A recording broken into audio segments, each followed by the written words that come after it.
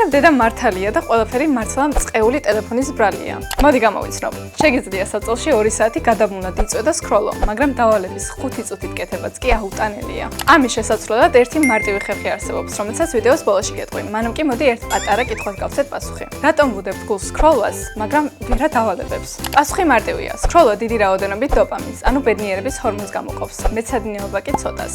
როდესაც დოპამინი დიდი რაოდენობით გამოიყოფა, ადამიანის სიხარულსა და ბედნიერებას განიცდის და უჩნდება სურვილი, რომ ესა თუ ის ქცევა კიდევ ერთხელ გაიმეოროს. ამ შემთხვევაში სკროლვა. ამის შედეგად ყოველდღიურ საქმეებს, რომლებიც რეალურად ჩვენთვის აუცილებელი და სასარგებლოა, გულს ვეღარ ვუდებთ, რადგან მიჩვეული ვართ ბევრი ენერგიის დახარჯვის გარეშე დიდი ოდენობით დოპამინის მიღებას. ამის გამოსასწორებლად ერთი მარტივი პრაქტიკა არსებობს: დოპამინის დეტოქსიკაცია, რაც მარტივად რომ ვთქვათ, მოწყენას ნიშნავს. ანუ ერთი დღით თავს ანებებ ყველაფერს, რაც დიდი ოდენობით დოპამინს გამოყოფს: ინტერნეტს, მუსიკას, სკროლვას, სწრაფყვებას და უბრალოდ იწყენ. საბოლოოდ ისე იწყენ, რომ მოსაწყენი საქმეებიც, მაგალითად, კითხვა ან გასეირნება, გასართობად გეჩვენება. და შენ ხარ დოპამინზე დამოკიდებული. დაგვიწერე კომენტარებში.